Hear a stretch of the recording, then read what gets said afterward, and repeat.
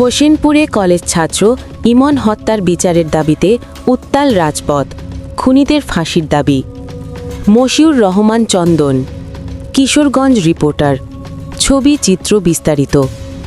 কিশোরগঞ্জের হোসেনপুরে চাঞ্চল্যকর তরিকুল ইসলাম ইমন হত্যার বিচার ও খুনিদের দ্রুত গ্রেপ্তারের দাবিতে বিশাল মানববন্ধন কর্মসূচি পালিত হয়েছে।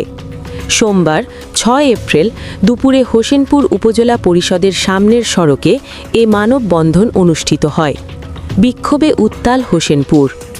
এদিন দুপুর থেকেই উপজেলার বিভিন্ন এলাকা থেকে ব্যানার ফেস্টুন হাতে সাধারণ মানুষ ও শিক্ষার্থীরা উপজেলা পরিষদের সামনে জড়ো হতে থাকেন। মানববন্ধনে রাজনৈতিক ব্যক্তিত্ব, সামাজিক সংগঠনের প্রতিনিধি, সুশীল সমাজ, কবি, কলামনিস্ট, সাংবাদিক সহ সর্বস্তরের মানুষ অংশ নেন। এ সময় অংশগ্রহণকারীদের স্লোগানে এলাকা উত্তাল হয়ে ওঠে। মানববন্ধনে বক্তব্য রাখা বিশিষ্ট ব্যক্তিবর্গ ইমনের নির্মম হত্যাকাণ্ডের তীব্র নিন্দা জানান। তারা বলেন, মেধাবী একজন ছাত্রকে হত্যার পর লাশ নদীতে ফেলে দেওয়া হয়েছে, যা কোনোভাবেই মেনে নেওয়া যায় না। ঘটনার বেশ কিছুদিন অতিবাহিত হলেও মূল আসামিরা এখনও ধরাছোঁয়ার বাইরে রয়েছে। অবিলম্বে খুনিদের গ্রেপ্তার করে আইনের আওতায় এনে দৃষ্টান্তমূলক শাস্তির ব্যবস্থা করতে হবে। ইমন শুধু একটি পরিবারের সন্তান ছিল না, সে ছিল দেশের ভবিষ্যৎ।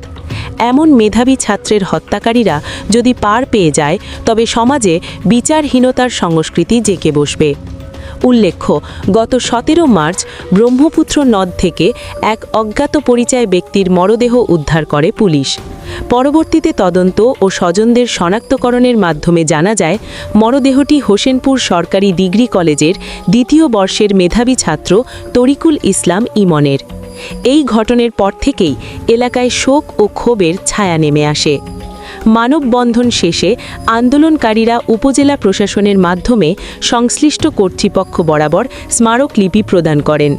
পুলিশ প্রশাসনের পক্ষ থেকে জানানো হয়েছে, মামলার তদন্ত চলছে এবং অপরাধীদের শনাক্ত করে গ্রেপ্তারের সর্বোচ্চ চেষ্টা অব্যাহত রয়েছে।